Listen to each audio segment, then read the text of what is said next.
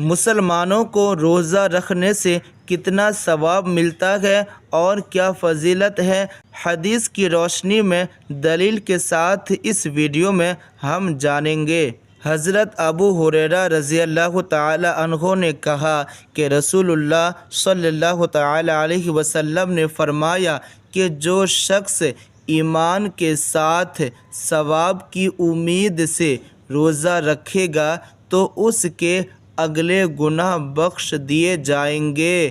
اور جو ایمان کے ساتھ ثواب کی نیت سے رمضان کی راتوں میں قیام یعنی عبادت کرے گا تو اس کے اگلے گناہ بخش دیے جائیں گے، اور جو ایمان کے ساتھ ثواب حاصل کرنے کی غرض سے شب قدر میں قیام کرے گا اس کے اگلے گناہ بخش دیے جائیں گے۔ یعنی اس میں 3 باتیں ہیں کہ پہلی بات تو یہ کہ جو انسان ثواب کی نیت سے ایمان کے ساتھ روزہ رکھے گا تو ان کے جو گناہ وہ کر چکے ہیں اگلے گناہ بخش دیے جائیں گے۔ یعنی جو گناہ وہ کر چکے ہیں، جو انسان روزہ رکھتے ہیں تو ان کے گناہ معاف ہوتے ہیں، اور پھر جو ایمان کے ساتھ ثواب کی نیت سے رمضان کی راتوں میں عبادت کرے، یعنی قرآن پڑھے، تسبیح پڑھے اور جو بھی عبادت ہیں وہ کریں، تو اس کے اگلے گناہ معاف کر دیے جاتے ہیں۔ اور اگر کوئی شخص جو ایمان کے ساتھ ثواب کی نیت سے شب قدر میں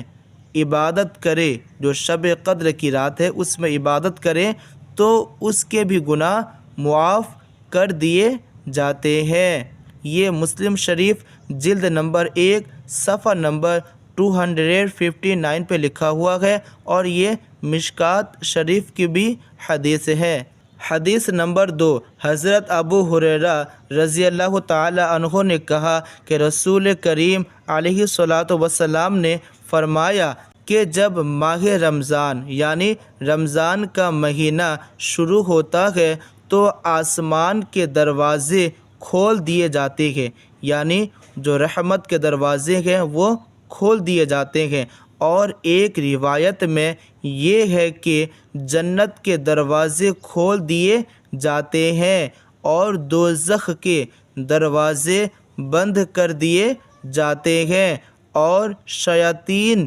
زنجیروں میں جکڑ دیے جاتے ہیں، اور ایک روایت میں ہے کہ رحمت کے دروازے کھول دیے جاتے ہیں۔ یعنی رمضان کے مہینے میں جو شیطان ہیں انہیں قید کر لیے جاتے ہیں، اور جو رحمت کے، برکت کے اور مغفرت کے اور جنت کے یہ تمام دروازوں کو کھول دیے جاتے ہیں، لیکن دوزخ کے دروازے بند کر دیے جاتے ہیں۔ حدیث نمبر 3، حضرت ابو ہریرہ رضی اللہ تعالی عنہ سے روایت ہے کہ نبی کریم علیہ الصلاۃ والتسلیم نے فرمایا کہ رمضان کی آخری رات، جو آخری رات ہے رمضان کی آخری رات میں اس امت کی مغفرت ہوتی ہے، یعنی امت محمدیہ جو حضور کی امت ہے ان کی مغفرت ہوتی ہے۔ عرض کیا گیا کہ وہ شب قدر ہے، یعنی پوچھا گیا نبی پاک سے کیا وہ شب قدر ہے، یعنی نبی پاک سے پوچھا گیا کہ یا رسول اللہ کیا وہ شب قدر ہے، یعنی جو رمضان کی آخری رات ہے کیا وہ شب قدر ہے؟ تو فرمایا نہیں، لیکن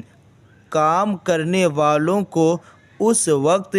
مزدوری پوری دی جاتی ہے جب وہ کام پورا کرے۔ یعنی نبی پاک نے ایک مثال سے سمجھایا کہ جس طرح ایک آدمی صبح کو اگر کام کرنے کے لیے جاتا ہے تو انہیں شام کے وقت پیسے دے دیے جاتے ہیں جو انہوں نے مزدوری کیا، تو اسی طرح جو امت محمدیہ ہے یعنی جو حضور کی امت ہے وہ رمضان بھر روزے رکھے، تراویح پڑھے اور روزے رکھے، نمازیں پڑھیں، قرآن کی تلاوت کیے اور تمام ثواب کے کام کیے، تو اس لیے یہ جو آخری رات ہے تو اس رات میں اللہ تعالیٰ ان کی مغفرت فرماتا ہے۔ حدیث نمبر 4، حضرت ابو ہریرہ رضی اللہ تعالی عنہ کہتے ہیں کہ حضور علیہ الصلاۃ والسلام نے فرمایا کہ رمضان آیا، یہ برکت کا مہینہ ہے۔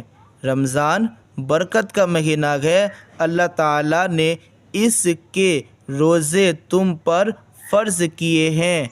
اللہ تعالیٰ نے جو رمضان کے مہینے کا روزہ ہے یہ فرض کیے ہیں۔ اس میں آسمان کے دروازے کھول دیے جاتے ہیں اور دوزخ کے دروازے بند کر دیے جاتے ہیں، اور سرکش شیاطین کو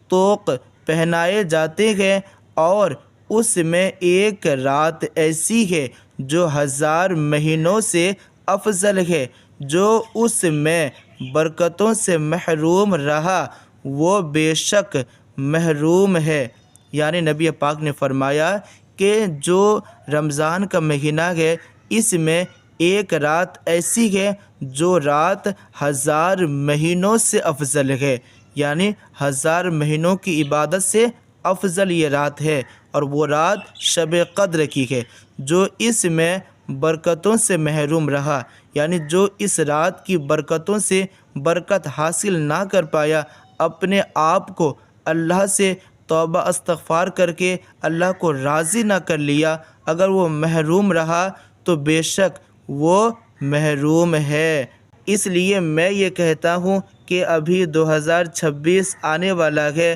اس میں جو رمضان کا مہینہ ہے اس میں عبادت کر کے اللہ کو راضی ضرور کر لیں۔